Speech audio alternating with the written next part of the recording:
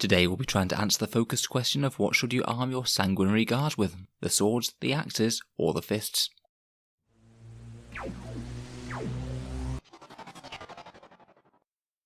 Hello and welcome back to Auspex Tactics, the strategy and tactics focused 40k channel where we're all about getting the most out of our miniatures on the tabletop. Now we covered the Blood Angels quite extensively over Christmas, including a look at the Sanguinary Guard, but we never actually did any math hammer over their various different weapon options. Today we'll be rectifying that by having a look at how their swords, axes and power fists perform against a range of different targets that they're likely to encounter on the tabletop, and then discuss any obvious factors that the maths doesn't account for. So without further ado, let's take a look at the numbers.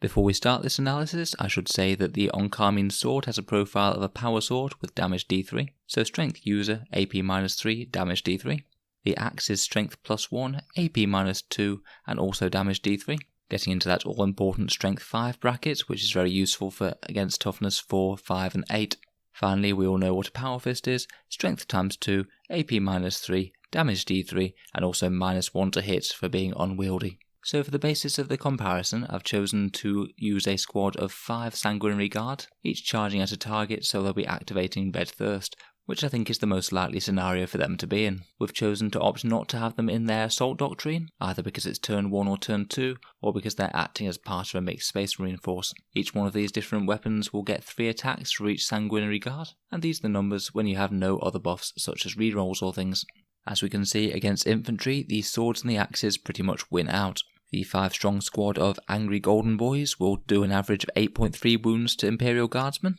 beating out the power fists because they hit more accurately, and against such a lightly armoured target, the strength and AP difference makes no difference at all. If we look at a toughness 4 lightly armoured target, such as an Orc Boy, the Encarmine axe actually wins out. This is due to the AP not having any difference at all between the axe and the sword, but that extra pip of strength means that with Red Thirst we're wounding them on 2s rather than 3s, so it puts it ahead of the sword here. Against the Tactical Squad Space Marines and the Intercessors, both the sword and the axe have the same damage output, due to the sword having slightly better AP, but the axe having slightly better strength against toughness 4, so they both cancel each other out. It's worth noting that when we move on from light infantry where every attack counts, the extra strength and AP of the power fists do help it catch up a lot, so the power fists really aren't significantly worse against Intercessors and Tactical Marines than the sword and axe are.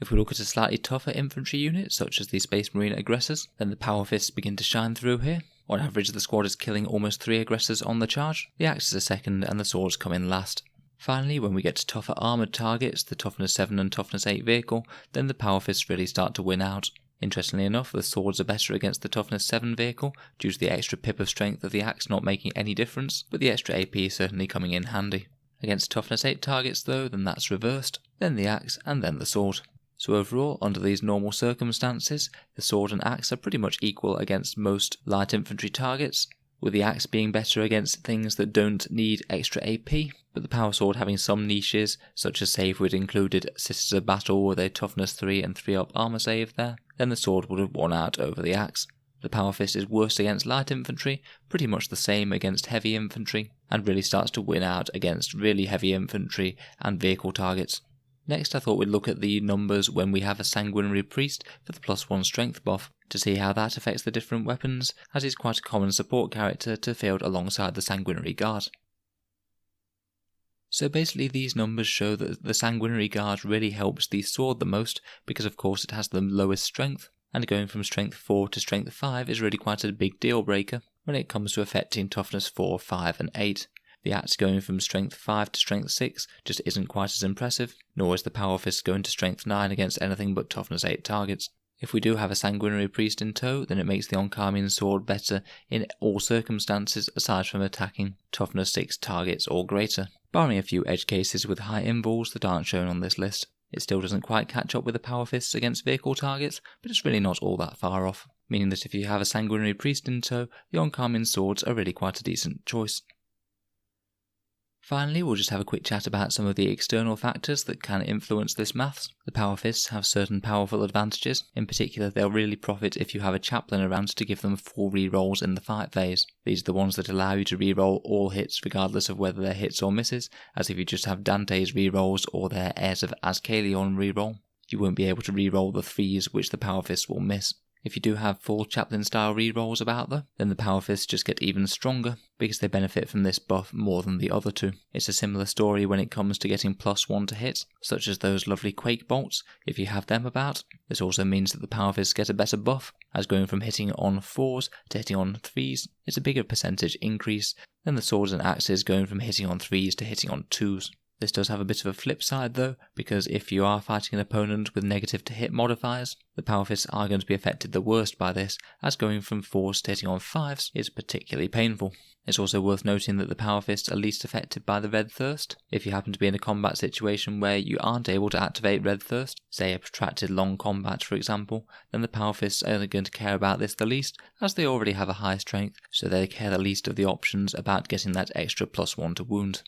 In terms of the Encarmine sword, it's the cheapest at 1 point per model less, which isn't exactly a deal breaker in my eyes, particularly on a almost 30 point model, but it is something, and the Sanguinary guard with the Encarmine swords will be both slightly better point for point in a defensive scenario, and also this technically means that they actually edge out the axe in all those examples where they were equal in the maths. Technically the Encarmine sword is better in all of those scenarios because it's the same for cheaper. We've already seen that their relatively low strength benefits the most from the buff from the Sanguinary Priest, which is certainly an asset, but on the flip side of this, if they don't get red thirst, then they have the most to lose, as they really rely on that +1 to wounds to get more damage through. Finally, the Encarmine axes gain the most from the Assault Doctrine, whether it's the Blood Angels or just a generic one, as being only AP-2 means that they stand the most to gain from getting an extra AP-1. So if we did do the maths when they were in their Assault Doctrine, the Encarmine axe would actually be doing it a little bit better against any targets where the extra AP matters, which includes anything in power armor and the vehicles. And again, the flip side of this, their low AP also means that they care the least about targets that have high invul saves, as the invul saves often won't affect their damage output at all, where it might affect the Sword and Power Fist's higher AP by quite a bit more.